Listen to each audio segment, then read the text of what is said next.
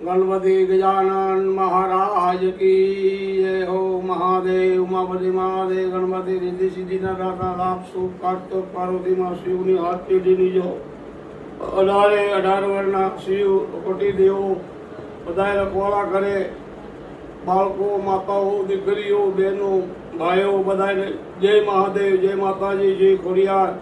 18 વર્ષના તમારા હાથથી મોઢા ધોવાઈ જાય, ખૂબ આગળ આવો, ખૂબ પ્રગતિ કરો, ખૂબ મહેનત કરીને તમને ભગવાન ફળ આપે।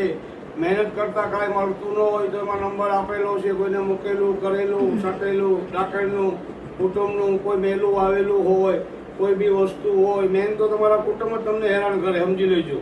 પારિકાને કોઈને ટાઈમ જ નથી, પારિકાને એક પાર્ટનર હેરાન કરે ને એક તમારું કુટુંબ તમને હેરાન કરે, બીજું કોઈ હેરાન કરવાવાળું છે જ નહીં આ દુનિયામાં, બીજા કોઈને ટાઈમ બી નથી।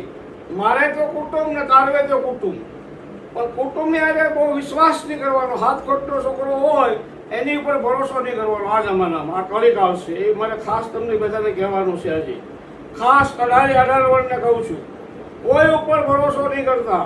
સતગુરુ મળે એને ઉપર ભરોસો કરવો હોય, વિશ્વાસ હોય, ભગવાનને માનતા હો તો જ ગુરુ પાસે જવું, ગુરુ પાસે નહીં જવાનું।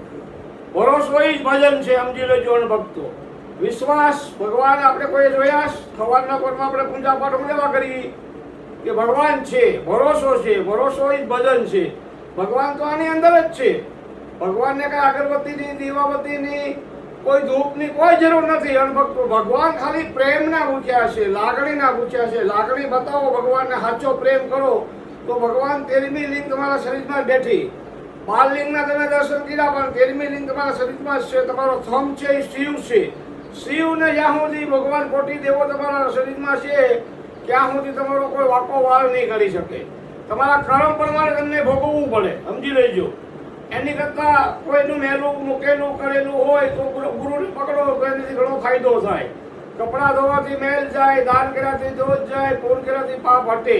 આંખમાં ઘણું પડે એવું તો કઢાવવું પડે। આપણે કોઈને ચેક આપ્યો હોય, બેંકમાં પૈસા જમા ન હોય તો ચેક કોઈથી પાસ થતો નથી। એમ પુણે લક્ષ્મી પુણે વારિજા પૂર્ણ હોય તો બધી વસ્તુ પ્રાપ્તિ થાય। સતગુરુ મળે તો જ બેડો પાર થાય। ઘરે ઘરે જ્યોતિષ નથી, ઘરે ઘરે ભુવા નથી, ઘરે ઘરે સતી નથી। એ ત્રણ ભક્તો યાદ રાખજો। મારે તમને બધાને એ કહેવાનું છે કે આપણી રોજની ગાય 50,000 કતલખાને જાય। સતીશ અગ્રવાલ મેન એનો ઓનર છે અને એનું નામ રાખેલું છે કબીર, સમજી લેજો। ખાસ ધ્યાન રાખજો અને ભક્તો જાગી જાયજો। ગાય માટે કોઈ જીવ હત્યા થવી ના જોવે। આ સરકારને મારી પગે લાગીને વિનંતી છે, જીવ હત્યા બંધ કરાવો, નકર મારે દિલ્હી ધક્કો થશે। ખાસ ધ્યાન રાખજો। તારી પાસે બધાય તને મળ્યા હશે, બધાની જય સળજે, હનુમાનની જય સળજે, બધાની જય સળજે, બધા ભગવાનની જય સળજે, પણ શિવની જય સળ્યો તેથી તારો ખતમ થઈ જશે, સમજી લેજે, કાંઈ નહીં રહે। એટલે મારે ખાસ કહેવાનું છે સરકારને, તમારે જે કરવું તે કરો, પણ ખાલી ગૌ હત્યા નહીં, પણ જીવ હત્યા કાંઈ ના થવી જોઈએ। એના લાયસન્સ બંધ કરાવો, પગે લાગીને કહું છું બ્રાહ્મણ તરીકે। સમજી જા, શાનની અંદર સમજી જા, ઘસી શાનની અંદર સમજી જાય। આ મારો બ્રાહ્મણનો એક આત્મિક આશીર્વાદ બી છે। અને તમે 111 વર્ષ સુધી કાંઈ નહીં થાય। શિવના મંદિરમાં પગે લાગ, હનુમાનના મંદિરમાં પગે લાગી જાય, રામજીના મંદિરમાં પગે લાગી જાય, અંબાજી પગે લાગી જાય, માફી માગી લે તોય ભગવાન તને માફ કરી દેશે। આ મારો ખાસ તને આશીર્વાદ છે બ્રાહ્મણનો। આપણી ગાય માતાના માટે બધા જાગી જાયજો। ક્ષત્રિયો 18 વર્ષ એક થઈ જાયજો। તમારું ભારત વેસાઈ ગયું છે, કાંઈ રહ્યું નથી, કારા વિયા જાહે, કાંઈ ખબર નહીં પડે। આના પાસપોર્ટ એક્સપોર્ટ ઝટપ કરી લેજો, અને કે તમારું બધું વેસાઈ ગયું છે। અને ભક્તો ખાસ ધ્યાન રાખજો। હવે આઈક્યુ ખોલી નાખો ભક્તો બધાય। ખાસ એક મા બાપને આશ્રમમાં મૂકી આવે તો લઈ આવજો। મા બાપથી જગતમાં કોઈ ઊંચું છે નહીં। મા બાપ હતા ત્યારે તમે થયા। એક બેન દીકરીની દલાલી ખાવી નહીં, એક ધર્માદો ખાવો નહીં, એક ખાસ ધ્યાન રાખજો હંમેશ માટે। આ તમને હું કથા આપી રહ્યો છું। કાલ કૃષ્ણ ભગવાનની મેં સારું કરી છે, ભાગવત।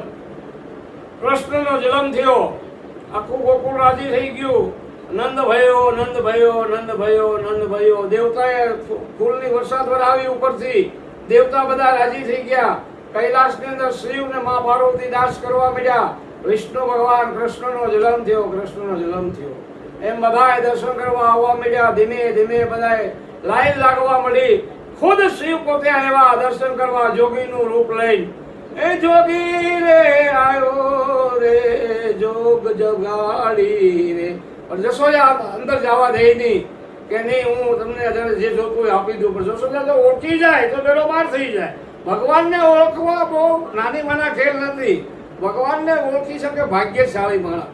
ભગવાન કયા રૂપમાં આવે એ કોઈને ખબર જ નથી. જશોદા અંદર જવા દે નહીં શિવને. કાનુડો રોવે છે, ખૂબ રોવે કાનુડો. કાનુડો બહુ રોયો, બહુ રોયો, બહુ રોયો. ઘોડિયાની અંદર એની બેનપણીઓ એની કામવાળીઓ સારી રાખે પણ કાનુડો રોવે જ નહીં. પાછો ઘોડિયામાંથી ઉતરી જાય તો દોડીને આવે અને ઓલી દરવાજા બંધ કરી દીધા જશોદાએ, મારે કાનુડાને નજર ના લાગી જાય એમ કરીને ભગવાન ભોળાનાથ એના ઘરની સામે બેસી ગયા અનુષ્ઠાન કરવા. જ્યાં સુધી કૃષ્ણનો દર્શન ન થાય ત્યાં સુધી જવું નથી એમ કરી. અને બધી ગોપીઓ સારો કાનુડો સારો રહે નહીં. ગોપીઓ કે બોલા સાધુ જો બેઠા સામે એની પાસે લઈ જાય તને શું વાંધો છે એની કે નજર લાગે પણ એ સારો રહી જાય. એની પાસે કૃષ્ણ ભગવાનને અંદર બોલાવ્યા શિવને. યશોદાએ ત્યાં કૃષ્ણ ભગવાન હસતો મસતો મળ્યો અને કૂદવા મળ્યો અને બધી હનુમાન દાદાએ ખોળામાં લીધો શિવે અને ખૂબ આશીર્વાદ આપ્યા કાનુડાને. આશીર્વાદ આપી અને પછી શિવ પોતે જતા રહ્યા. આ શિવ છે, માં પાર્વતી છે તો દુનિયા છે. કૃષ્ણને લીલા કરવા મોકલ્યા છે, રામને લીલા કરવા મોકલ્યા. રામમાંથી કૃષ્ણ થયા અને સીતામાંથી રાધે બન્યા. અને જટાધારી જે હતી એ સીતામાની બહુ સેવા કરી હતી, બહુ સેવા કરી હતી. પછી રામે કીધું આગલા જન્મમાં કૃષ્ણ બની ત્યારે તેનો બેન બનાવી. સુભદ્રા છે એની બેન છે. ખાસ ધ્યાન રાખજો ભક્તો, ખાસ એટલે ખાસ. સુભદ્રાની બેન બનાવી, રાક્ષસણી હતી. સીતામાની બહુ સેવા કરી હતી, બહુ સેવા કરી હતી.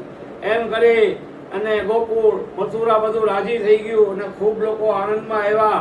ધીમે ધીમે કૃષ્ણ ભગવાન ગોપીઓને અરે રમે છે, ગાયો ચરાવે છે અને એની લીલા કરે છે, માખણ છોડે છે.